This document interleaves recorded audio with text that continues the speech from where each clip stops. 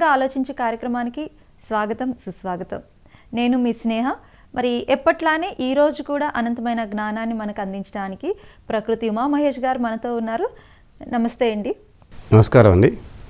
Welcome to PMC ప్రేక్షకులకు మరి సాధకులకు thank you very much to PMC management. ప్రతి వారం ఒక అద్భుతమైన కార్యక్రమాన్ని ఒక్కరోజు కూడా ఆపకుండా కంటిన్యూ చేస్తూనే ఉన్నారు. Special thanks to PMC. So ప్రతి వారం మాకు ఎంతో చక్కని జ్ఞానాన్ని అందిస్తున్నారు. వీక్షకులందరి నుంచి చాలా మంచి రెస్పాన్స్ వస్తుంది. ఫస్ట్ ఆఫ్ ఆల్ ఎంతో మీ యొక్క ఎక్స్ప్లెనేషన్స్తో వాళ్ళు పర్సనల్గా చాలా రియలైజ్ అవుతున్నామని, వాళ్ళ రెగ్యులర్ లైఫ్లో మాకు ఎంతో ఉపయోగపడుతున్నాయి మీ యొక్క షేరింగ్ ఆఫ్ నాలెడ్జ్ అని చెప్పి మంచి రెస్పాన్స్ వస్తుందండి. First of all congratulations.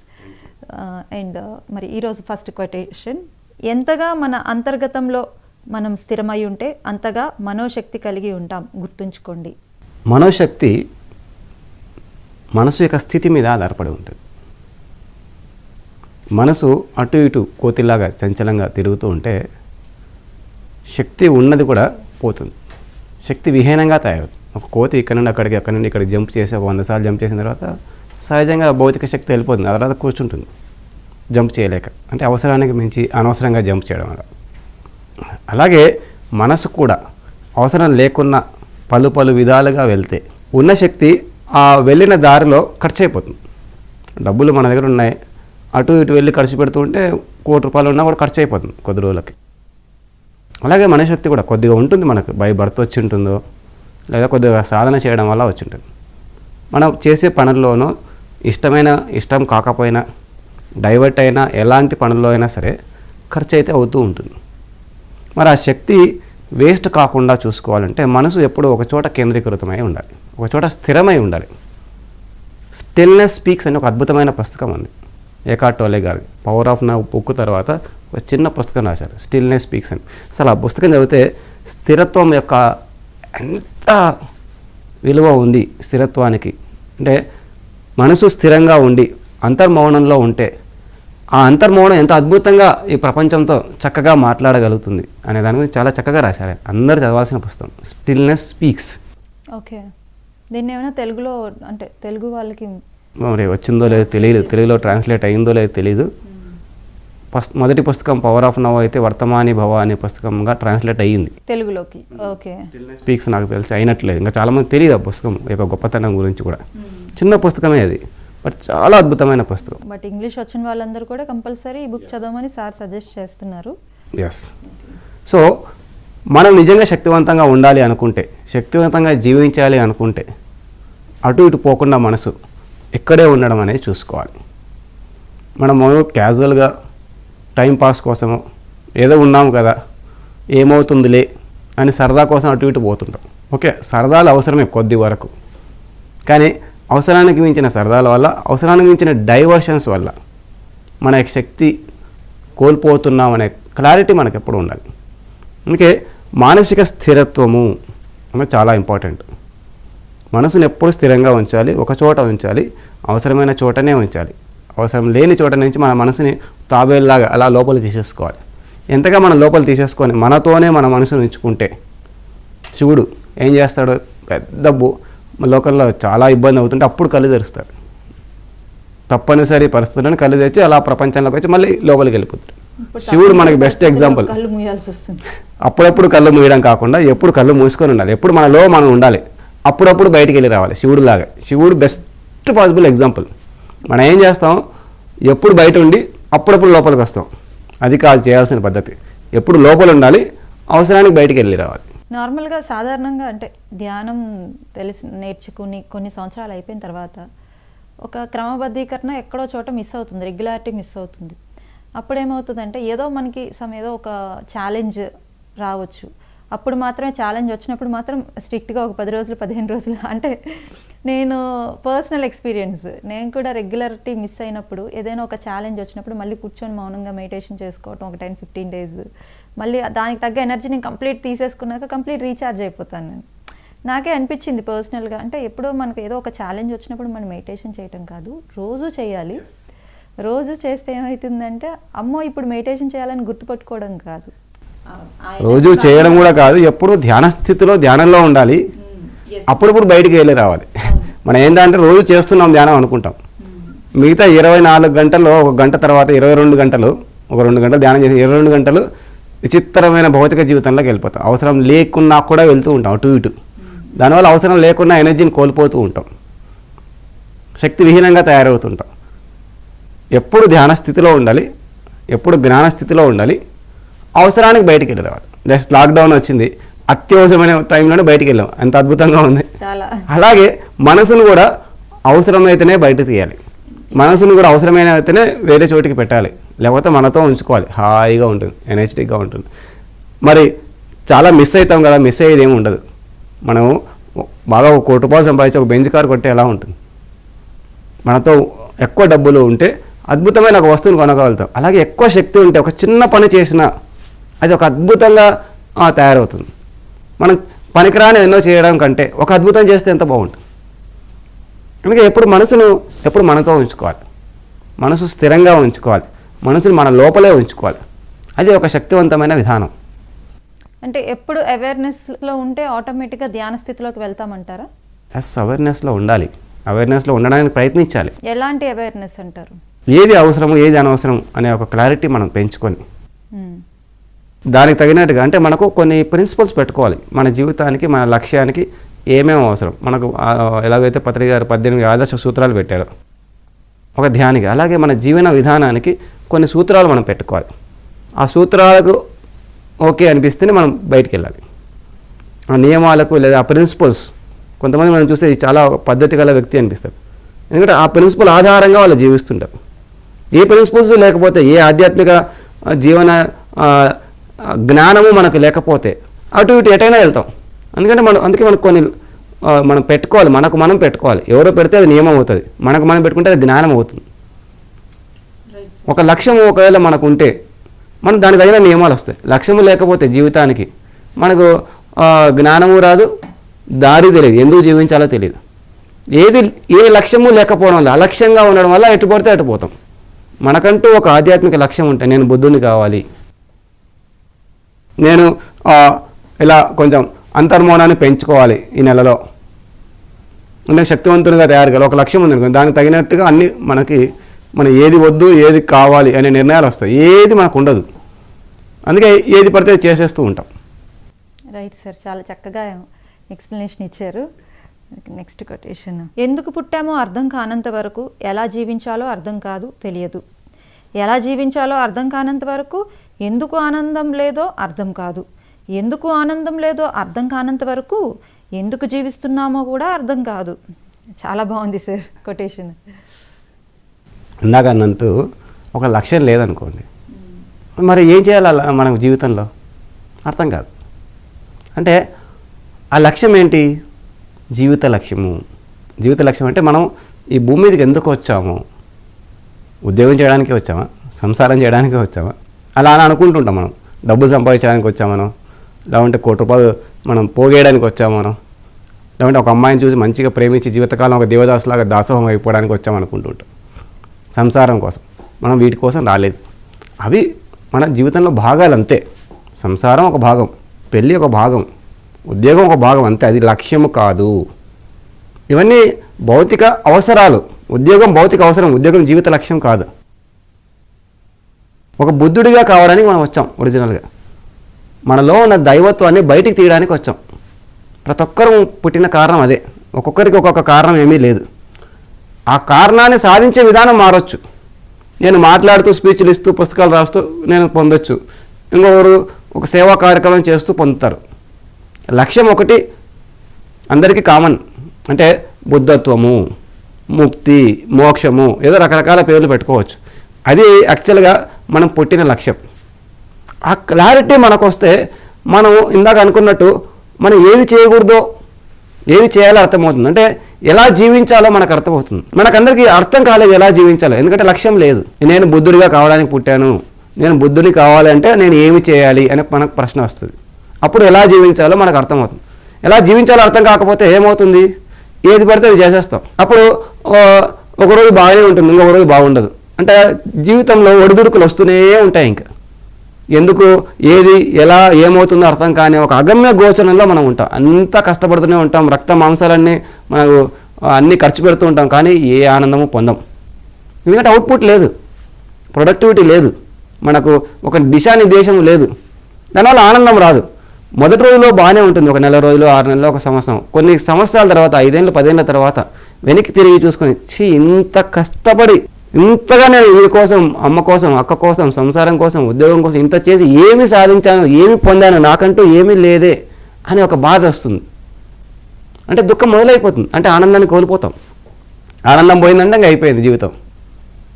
జీవితం నిస్సారంగా అనిపిస్తుంది. ఎందుకు కానీ ఉన్నాను, మళ్ళీ మొదటికి వచ్చేస్తాం, ఎందుకు పుట్టానో అర్థం కావట్లే, ఈ జీవితం ఎందుకు, జీవితం వల్ల ఏంటి లాభం, నేను పుట్టి ఏంటి లాభం, నాకు లాభం లేదు, ఎవరికి లాభం లేదు, ఎవరు నన్ను ప్రేమించట్లేదు, నన్ను నేను ప్రేమించుకోవట్లేదు, నాకు నాకే సిగ్గేస్తుంది, ఎదుటివాడు కూడా నన్ను అలాగే అంటున్నాడు, నన్ను ప్రేమించేవాడు లేడు, నాకు నా మీద కూడా ప్రేమ కలగదు. మనకు మన మీదనే ప్రేమ కలగదు, ఎందుకంటే మనల్ని చూసుకుంటే మనకే విసుగొస్తుంది, మనకే హేట్రెడ్ వస్తుంది, అసహ్యమైన వేస్తుంది, ఎందుకు నేను ఇలా జీవించానని. ఎదుటివాడు ఎలాగో మనల్ని ప్రేమించాడు, ఎందుకంటే మన విధానంలో అన్ని అవకతవకలు కనబడతాయి. సో అందుకే ఎప్పుడూ ఒక జీవిత లక్ష్యంతో జీవించాలి. ఆ జీవిత లక్ష్యం మనం డిసైడ్ చేసుకుంటే, నేను దీనికోసం పుట్టాను, నేను ఇలా జీవిస్తాను, అంటే జీవన విధానం, నేను దీనికోసం పుట్టాను, దానివల్ల నేను ఇలా జీవిస్తాను, అలా జీవిస్తాను అన్నప్పుడు జీవన విధానం డిసైడ్ అయినప్పుడు కొద్ది రోజులు అలా డిసైడ్ అయిన తర్వాత అలా వెళ్తున్నప్పుడు మనకు ఆనందం మొదలవుతుంది, కొంత అవుట్పుట్ వస్తుంది. ఒక 10 రోజులు ధ్యానం చేస్తే కొద్దిగా తేడా వస్తుంది కదా. అలాగే జీవన విధానంలో మార్పు చేసుకుని ఆ జీవన విధానం ప్రకారం వెళ్తుంటే కొద్దిగా అవుట్పుట్ వచ్చేస్తుంది, కొద్దిగా రిజల్ట్ రావడం మొదలవుతుంది. కొంత రిజల్ట్ రావడం మొదలుపెట్టాక లోపల నుంచి ఆనందం వస్తుంది, బయట నుండి కాదు, లోపల నుంచి. ఆ లోపల నుంచి ఆనందం ఎప్పుడైతే వస్తుంది హ్యాపీగా ఉంటుంది జీవితం, ఎక్కడైనా ఎప్పుడైనా ఆనందంగా ఉండగలుగుతాం. ఇది చూడడానికి చాలా చిన్న విషయంలా కనబడుతుంది, కానీ ఇది జీవితాన్ని మొత్తం మార్చేసే విషయం. కానీ ఎంతమంది అనుకుంటారు అసలు నేను ఎందుకు పుట్టాను అని. అసలు ఇప్పుడు ఒక ప్రాబ్లం వస్తేనే అబ్బా ఎందుకు పుట్టాను అన్నది 2 పాయింట్ ఆఫ్ వ్యూలో వస్తాయి. ఒకటి విరక్తి మీద వస్తుంది, 2 ఏదైనా తెలుసుకుందాం ఎందుకు పుట్టామో, అంటే ఈ లైఫ్ వద్దు అన్న టైంలో కూడా ఈ పాయింట్ వస్తుంది. శ్మశాన వైరాగ్యం అంటారు, అదే చివరికి వచ్చేది. అంటే అంత అలసిపోయిన తర్వాత వైరాగ్యం వస్తుంది, ఇవన్నీ వదిలేద్దాం, సంసారం వల్ల లాభం లేదు, హిమాలయాలకు వెళ్ళిపోదాం, అది దాన్ని శ్మశాన వైరాగ్యం అంటారు. అందుకే చివరి పాయింట్. అంటే ఇంకా ఆనందం ఏమీ లేదు జీవితంలో, ఇంకెందుకు పుట్టాం, వెళ్ళిపోదాం, అన్నీ వదిలేసి వెళ్ళిపోదాం, అంటే సన్యాసం తీసుకుందాం అనే ఆలోచన వస్తుంది. ఏమీ లాభం లేనప్పుడు ఏం చేయాలి, ఉదాహరణకు ఉద్యోగం వెళ్తున్నాం, జీతమే ఇవ్వట్లేదు, 6 నెలలు అయినా, 1 నెల బాగుంటుంది, 6 నెలలు అయినా, సంవత్సరం అయినా జీతం ఇవ్వట్లేదు, ఎందుకు పోతాం, ఎందుకులే అనిపిస్తుంది. అలాగే జీవితంలో ఆనందం లేకపోతే ఎందుకు ఈ జీవితం అనిపిస్తుంది, సన్యాసం తీసుకుందాం అనిపిస్తుంది. అప్పుడు ఎందుకు మనం అలా ఆలోచించాలి, మొదటి నుంచి ఆలోచించవచ్చు కదా అని చెప్తున్నాం. మొదటే అంటే చేతులు కాలిన తర్వాత ఆకులు పట్టుకోవడం వల్ల లాభం ఏముంది, అది మళ్ళీ మనం వెనక్కి తీసుకోవాలంటే చాలా కష్టం, చాలా టైం పడుతుంది. అప్పు చేసి అప్పులంతా అప్పుల పాలు అయిపోయిన తర్వాత అప్పులు తీర్చుకొని మళ్ళీ డబ్బులు సంపాదించాలంటే కష్టం అవుతుంది. ముందు అప్పులే లేకుండా చూసుకొని జాగ్రత్త పడితే కదా. అవును సార్, ఈ అవగాహన అన్నది అందరికీ ఆల్మోస్ట్ రాదు. ఎవరైతే నాకు తెలిసి ఎవరైతే ధ్యాన పద్ధతిలో ఉండి కొంచెం స్పిరిచువల్గా ఉంటారో ఆబ్వియస్గా వాళ్ళకి అవేర్నెస్ ఉంటుంది. స్పిరిచువల్ పద్ధతిలో ఉన్న దానికి తగిన వ్యక్తితో కలిస్తేనే వస్తుంది, దాన్ని ఆచార్య సాంగత్యం ఉంటారు. కేవలం సజ్జనులతో మాత్రమే తిరుగుతూ ఉంటే ఓకే ధ్యానం చేసాం, ఆరోగ్యం బాగైంది, అక్కడితో ఆగిపోతారు. ఏదో కోరికలు తీరాయి, మనం అనుకుంటే ఇలా ధ్యానం చేసి తాటు పెట్టుకుంటే ఉద్యోగం వచ్చేసింది, అయిపోయింది, అక్కడితో ఆగిపోతాం. అంటే భౌతిక లాభాలతో ఆగిపోతాం. ధ్యానం భౌతిక లాభాల కోసం లేదు, ధ్యానం ఉన్నతమైన దానికోసం ఉంది, ఎన్లైటైన్మెంట్ కోసం, బుద్ధత్వం కోసం. అది ఎలా తెలుస్తుంది, పత్రికారు లాంటి ఆల్రెడీ బుద్ధుల్లో అయిన వాళ్ళతో కలిస్తే తెలుస్తుంది. ఆచార్య సాంగత్యం అనేది అందుకే ఇంపార్టెంట్. ఆచార్యాన్ని కలిగితే మనకి ఇన్స్పిరేషన్ రాదు, ఓహో ఇలా కావాలని తెలియదు. హిమాలయాలు లేకపోతే హిమాలయాలు ఎక్కాలని ఆలోచన రాదు. హిమాలయాలు ఎవరెస్ట్ అని ఒకటి ఉంది అని తెలియడం వల్ల అబ్బా ఎవరెస్ట్ ఎక్కితే చాలా గొప్ప అని ఎక్కుతున్నారు కొద్దిమంది. సాంగత్యం వల్ల, ఆచార్య సాంగత్యం అనేది చాలా ఇంపార్టెంట్. అప్పుడప్పుడు గురువులను కలవాలి, అందుకే వాళ్ళు హైయెస్ట్ గోల్ ఏంటో చెప్తారు, లేదంటే లోయెస్ట్ గోల్ దగ్గర ఆగిపోతాం. మనం ఎలాంటి వారిని కలుస్తూ ఉంటే అలాంటి గోల్స్తో మనం ఆగిపోతాం, అంతే అనుకుంటాం మనం బావిలో కప్పలాగా. సో కంపల్సరీ గోల్ ఉండాలంటారు. అది ఎటువంటి గోల్ అన్నది మన యొక్క లక్ష్యం ఉంటేనే దిశానిర్దేశం ఉంటుంది, లక్ష్యం లేకపోతే దిశ ఉండదు కదా. అంటే లక్ష్యం అనేది ఇక్కడ ప్రాపంచిక లక్ష్యం, జీవిత లక్ష్యం. అందుకే ప్రాపంచ లక్ష్యం గురించి మాట్లాడలేదు, జీవిత లక్ష్యం. ప్రాపంచిక లక్ష్యం అనేది ఉద్యోగము, వ్యాపారం, అది లక్ష్యం కాదు. అది వ్యాపారం లేకుంటే ఏదో అవసరం, అది అవసరం కాబట్టి చేస్తున్నాం. మీకు డబ్బులు 100 కోట్లు ఉన్నాయనుకోండి, మీరు ఎందుకు చేస్తారు? వాళ్ళు తరతరాలుగా సంపాదించింది ఉంది, మీరు ఎక్కువగా దాని మీద టెన్షన్ పడరు. అసలు అది లక్ష్యమే కాదంట. అది లక్ష్యమే కాదు. అది ఒకే లక్ష్యం అనుకుంటే అది భౌతిక లక్ష్యం అనుకోవచ్చు, జీవిత లక్ష్యం కాదు, అల్టిమేట్ గోల్ కాదు అది. నేను సీఈఓ కావడం అల్టిమేట్ గోల్ కాదు. సీఈఓ కావచ్చు, తప్పు కాదు. నేను కంపెనీకి సీఈఓ కావచ్చు, తప్పు కాదు. బిల్ గేట్ కావచ్చు, తప్పు కాదు. కానీ అది జీవిత లక్ష్యం ఎలా అవుతుంది? జీవితం పుట్టింది ఎందుకో తెలుసుకోవడం, దాని ప్రకారం జీవించడమే జీవిత లక్ష్యం. రైట్ సార్, చాలా క్లారిటీ ఇచ్చారు. అసలు లక్ష్యం ఏంటి, జీవిత లక్ష్యం ఏంటి, అల్టిమేట్ గోల్. మనం ఏమనుకుంటామంటే భౌతిక లక్ష్యాన్ని జీవిత లక్ష్యంగా అనుకుంటాం. నేను ఐఏఎస్ అయిపోతే నేను ఏదో సాధించేసినట్టు. ఐఏఎస్ అయిపోతాం, ఎప్పటి లోపల అయిపోతాం? 20-30 ఏళ్ళ వయసులో అయిపోతాం. ఆ తర్వాత ఏంటి? చాలామంది ఐఏఎస్లు అయిపోయారు, ఆ తర్వాత ఏంటి? What next? చాలామంది ఐఏఎస్లు మళ్ళీ తిరిగి ఇక్కడికి వస్తుంటారు, మహా గురువుల దగ్గరికి వెళ్తుంటారు. సైంటిస్టులు గురువుల దగ్గరికి వెళ్తుంటారు. అబ్దుల్ కలాం గారు గురువుల దగ్గరికి వెళ్ళారు, ఎంతోమంది మహా గురువుల దగ్గరికి వెళ్ళారు, అందుకే ఆయన అలా తయారయ్యారు. సో అది భౌతిక లక్ష్యం ఒక చోటు తర్వాత ఆగిపోతుంది. నేను స్కూల్లో కాలేజీలో టాపర్ అయిన తర్వాత అయిపోయింది జీవితం అనుకున్నాను, అక్కడితో ఆగిపోయింది. ఆ తర్వాత వాట్ నెక్స్ట్? ఇది జీవితం మొత్తానికి లక్ష్యం గురించి మాట్లాడుతున్నాము. ఒక రోజు గురించి, ఒక 10 రోజుల గురించి కాదు. అల్టిమేట్ బుద్ధత్వమే లక్ష్యం, మోక్షమే లక్ష్యం. Wonderful clarity sir, really wonderful clarity. ఇప్పుడు లక్ష్యం అంటే ఏంటనేది చాలా క్లియర్గా అర్థమైంది. Nice sir. నెక్స్ట్ కొటేషన్, మనం ఏంటో తెలుసుకోవడం చాలా ముఖ్యమే, కానీ మరింత పురోగతి వైపు అడుగులు వేస్తూనే ఉండటం అంతకంటే ఎక్కువ ముఖ్యం, గుర్తుంచుకోండి. నేనేంటో తెలుసుకున్నాను పోయిన జన్మలో. బాగుంది. నేను పోయిన జన్మలో ఒక హీరోను తెలుసుకున్నాం. What next? ఇప్పుడు పుట్టింది గతం గురించి కాదు, గతంలో ఏంటో తెలుసుకొని గతంలో ఒకవేళ ఏదైనా మిస్టేక్స్ చేస్తుంటే కొన్ని పాఠాలు నేర్చుకుంటాం, అక్కడి వరకే. గతం తెలుసుకున్నాం కాబట్టి, గత జన్మలు తెలుసుకున్నాం కాబట్టి అయిపోయింది కాదు. మరి అయితే ఇప్పుడు ఎందుకు పుట్టినట్టు? సార్ గత జన్మలు తెలుసుకోవాలంటారా? అదే చెప్తున్నాను, కంపల్సరీ కాదు. తెలుసుకోలేదు లేదా తెలుసుకున్నాం, కానీ ఇప్పుడు ముఖ్యం, హియర్ అండ్ నౌ ముఖ్యం, ఈ నిమిషము ముఖ్యం, ఈ జన్మ ముఖ్యం. ఈ జన్మలో నేను ఇంకా సాధించాల్సింది ఏముంది, ఇంకా పెండింగ్ ఏముంది, నేను ఈ 20-30 ఏళ్ళలో ఎలా తయారు కావాలి, అది ముఖ్యం. దాన్ని బట్టి ఈ నిమిషం ఎలా జీవించాలో అది ముఖ్యం. గతాలు ఓకే తెలుసుకోవడం వల్ల, ఒకవేళ తెలుసుకుంటే కొన్ని పాఠాలు నేర్చుకోవాలి, అంతే.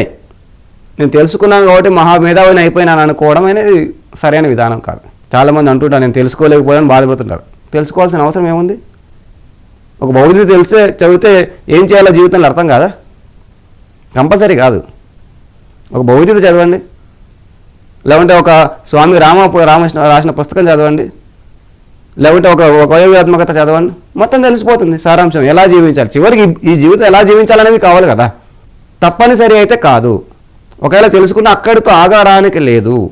ఇప్పుడు ఇక్కడ ఈ నిమిషం చాలా ముఖ్యం. ఇప్పుడు ఇక్కడ ఈ జీవితంలో మనంగా నెక్స్ట్ ఏంటి అనేది చాలా ముఖ్యం. అంటే పురోగతి ముఖ్యం. అది గతం యొక్క పాఠం ఓకే, తెలుసుకుంటే మంచిది, తెలుసుకోకపోయినా చింతించే అవసరం. నాకేం గత జన్మల గురించి ఏమీ తెలియదు, అస్సలు తెలియదు. ఇప్పుడు తెలుసుకోవాలని అనుకోలేదా సార్ మీరు? అనుకున్నా తెలియలేదు, బాధపడాలా? అనుకున్నా తెలియలేదు, ఓకే. ఇప్పుడు నేను పురోగతి అవుతున్నాను, అందుకే హ్యాపీగా ఉన్నాను. పురోగతి చెందుతుంటే హ్యాపీగా ఉంటాం, చివరికి హ్యాపీగా ఉండాలి, పురోగతి వైపు ఉండాలి. పురోగతి వైపు ఉంటే అసలు గతంతో సంబంధమే లేదు.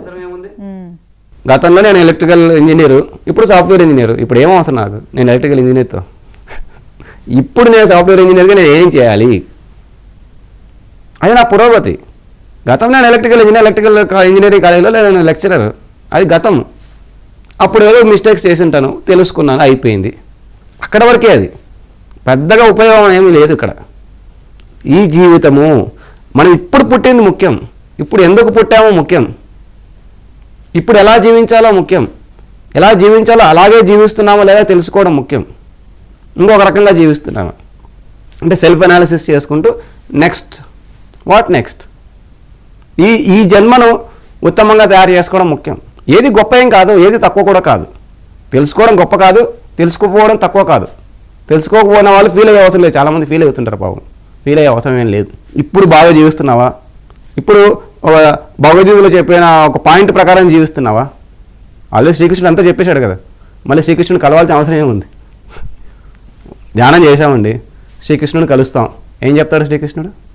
భగవద్గీతలో చెప్పిన దానికంటే ఇప్పుడు కూర్చోబెట్టి స్పెషల్గా ఇంకా ఎక్కువ చెప్తాడా? ఆల్రెడీ చెప్పాను ఆయన చదువు అని చెప్తాడు.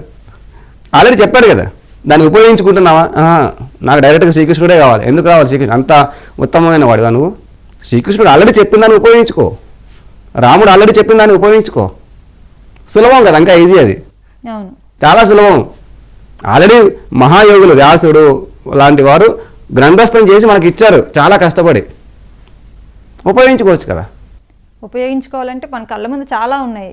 అవన్నీ ఉపయోగించుకుంటే శ్రీకృష్ణుడు ఎందుకు దిగిరాడు? ఖచ్చితంగా దిగి వస్తాడు.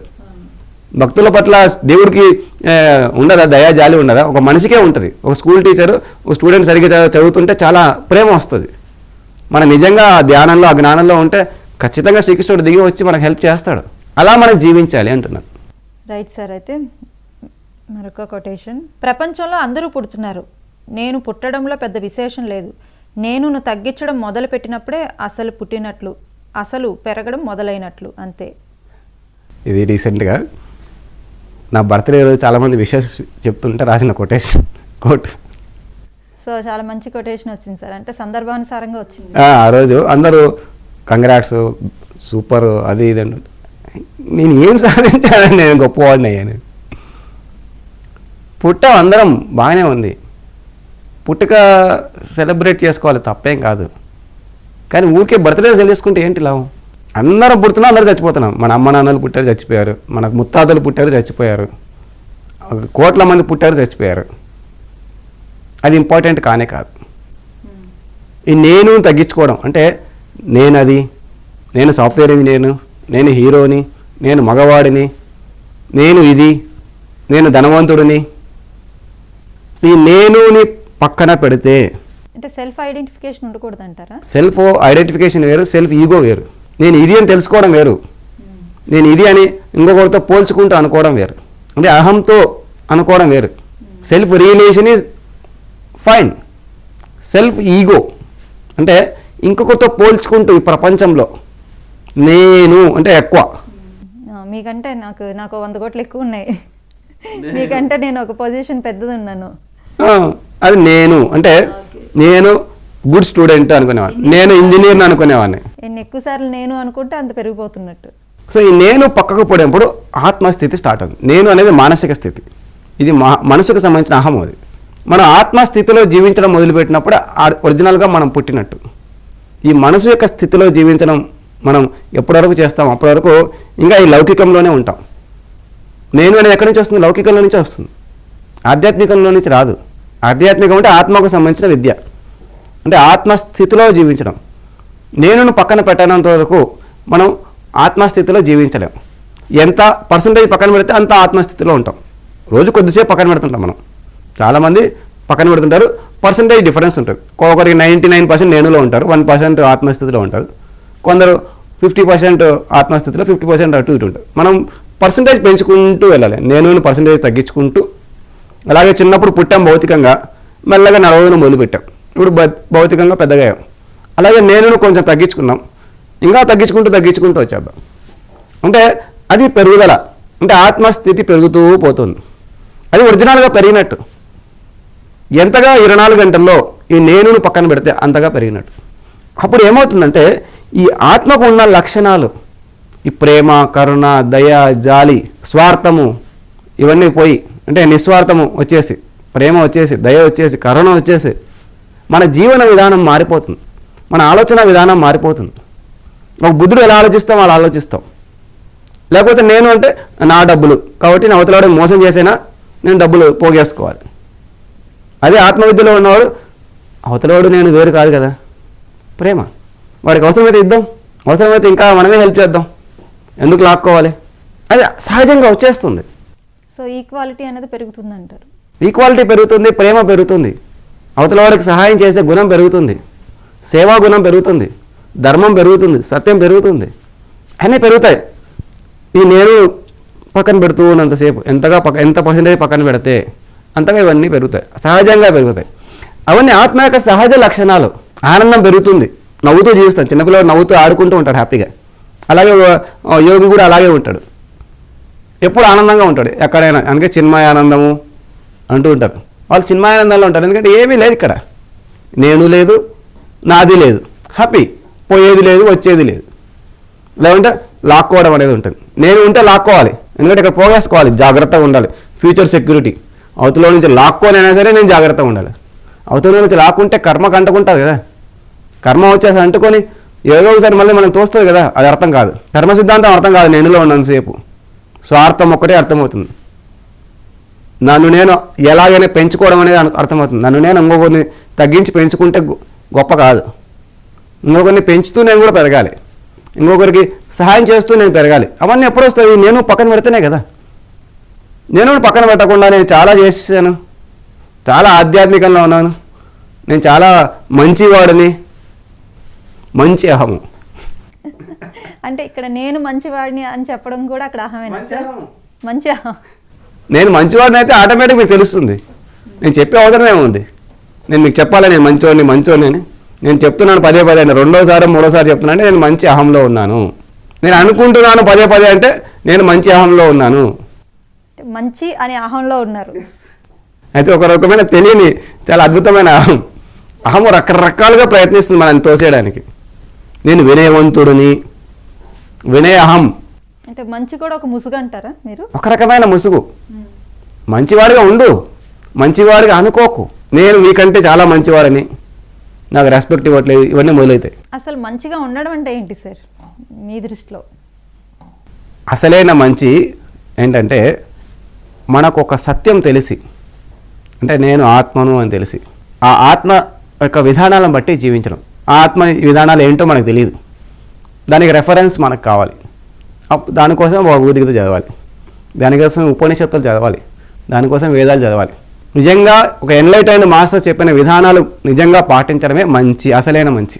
మనం ఏం చేస్తామంటే మన పక్కింటోడు, మన వెనుకింటోడు చెప్పినవి పాటించి అవి నేను మంచి అనుకుంటుంటాం. అది కాదు. సత్యము తెలుసుకొని సత్యానికి అనుగుణంగా జీవించడమే అసలైన మంచి. ఆటోమేటిక్గా పోతాయి, నేను మంచివాడని అనేది కూడా పోతుంది. ఇది సాధన అనుకుంటాం, జ్ఞాన సాధన, ధ్యాన సాధన అనుకుంటాం. ఈ మంచి అహాలు, నేను, ఇవన్నీ ఆటోమేటిక్గా పోతాయి. అందుకే మంచి అనేది లోకల్ మంచి కాదు, లౌకిక మంచి గురించి మనం అప్పుడు ఆలోచించకూడదు. ఆధ్యాత్మిక మంచి వేరే ఉంది, అది ఒక ఎన్లైటెండ్ మాస్టర్స్ దగ్గర మాత్రమే దొరుకుతుంది. వీళ్ళు చెడ్డవాళ్ళు అనట్లేదు నేను. ఇంకా ఉన్నత స్థితి ఒకటి ఉంది, యోగుల దారి ఒకటి ఉంది. అందుకే మన యోగుల దారిని పరీక్షించాలి. ఒక వివేకానందుడు చెప్పిన పుస్తకాలు చదవాలి, రమణ మహర్షి చదివితే అర్థమవుతుంది ఒక యోగిగా ఆయన ఏమి చెప్పాడు, ఎలా జీవించాలని చెప్పాడు. అది యాక్చువల్గా మంచి. మనం అనుకుంటున్న ఈ భౌతిక మంచులన్నీ అది ఒరిజినల్గా మంచి కాదు. మనం మంచి చేస్తూ తెలియకుండా మనకు మనమే చెడు చేసుకుంటాం, మనమే దుఃఖానికి గురవుతుంటాం. చాలాసార్లు అనుకుంటాం, మనకే అర్థమవుతుంటుంది ఎంత మంచి చేస్తే కూడా నన్ను ఎందుకు ఇలా అందరు చూసిస్తున్నారు. చాలాసార్లు ఎదురైంటారు అందరికీ. డెఫినెట్గా సార్, నిజంగానే నేను ఇంత మంచివాడని అయినా నన్ను ఎందుకు, నాయనా నువ్వు మంచివాడనే లోపల అహం చాలా ఉంది, ఎక్స్పెక్టేషన్స్ చాలా ఉన్నాయి. అంటే నిజంగా మంచి లేదు, చూపించుకోవడానికి మంచి అది. What a clarity sir. అసలు నిజంగా మంచి లేదు, చూపించుకునే మంచి అది. నేను చిన్నప్పుడు ఈవినింగ్ 6 అంతా ఇంటికి వెళ్ళిపోయేవాడిని, మంచి బాగా అనిపించుకోవడానికి మా నాన్నతో. నిజంగా మంచోని అప్పుడు 30 ఏళ్ళ 40 ఏళ్ళ కిందట 6 o'clock అంతా ఇంటికి వెళ్ళాలి, ఇంటికి వెళ్ళినవాడు మంచివాడు అనే ఒక ట్రెండ్ ఉండేది. సన్సెట్కి అంతే ముందే వెళ్ళిపోయేవాడు. సో దాన్ని అనిపించుకోవడానికి వెళ్ళేవాడిని ఇంటికి. మా అన్న వాళ్ళకంటే, మా పక్కింటి వాళ్ళకంటే నేను మంచివాడిని అనిపించుకోవడానికి. ఎవరితోనో మనం మంచి అనిపించుకోవాల్సిన అవసరం లేదు. మంచిగా జీవించు, చాలా అనిపించుకోవడం ఎందుకు? మన విధానంలో మనం ఉంటే చాలు. ఆటోమేటిక్గా అనుకునేవాడు అనుకుంటాడు. ఆటోమేటిక్ ప్రాసెస్ అది. అనుకోకపోయినా మనకు అవసరం లేదు. మన విధానము, మన స్వభావం కావాలి. అనిపించుకోవడం అనేది అహము, చూపించుకోవడం అనేది అహము, ప్రదర్శించడం అహము. అది ఏదైనా కానీ అతి ప్రదర్శన అహమే. విమర్శలు తీసుకునే అవసరం లేదు, ప్రశంసలు తీసుకునే అవసరం లేదు అంటారు. ఎందుకు తీసుకోవాలి? తీసుకోకుండా ఉంటేనే ఉత్తమం. ఏది లోపల వేసుకోకుండా ఉండాలి, అది యోగి లక్షణం. ఏది యోగి లోపల వేసుకోడు, హాయిగా ఉంటాడు, చిన్మయానందంగా ఉంటాడు, జీరో. B zero. అందుకే బుద్ధుడు నిర్వాణం అన్న పదం కనిపెట్టాడు. నిర్వాణం అంటే నథింగ్నెస్, జీరో. BA zero. నేను అది కాదు, ఏమీ లేదు, zero. Child, be a child. Very nice sir. Right Uma Mahesh గారు, చాలా చక్కగా ఈరోజు మనం టాపిక్స్ డిస్కస్ చేసుకున్నాము. చాలా వాల్యుబుల్ పాయింట్స్ ఈరోజు తెలుసుకోవటం జరిగింది మీ ద్వారా, మీ అందరం కూడా. చాలా సంతోషం అండి. చాలా ఉపయోగకరమైన జ్ఞానాన్ని మాకు పంచినందుకు. సో చూసారు కదండి, ఈరోజు భిన్నంగా ఆలోచించే కార్యక్రమంలో ఉమా మహేష్ గారు ఎంత వాల్యుబుల్ పాయింట్స్ మనతో షేర్ చేసుకున్నారు. మరొక వారం మరొక కొత్త సబ్జెక్ట్తో మళ్ళీ కలుసుకుందాం. అంతవరకు సెలవు.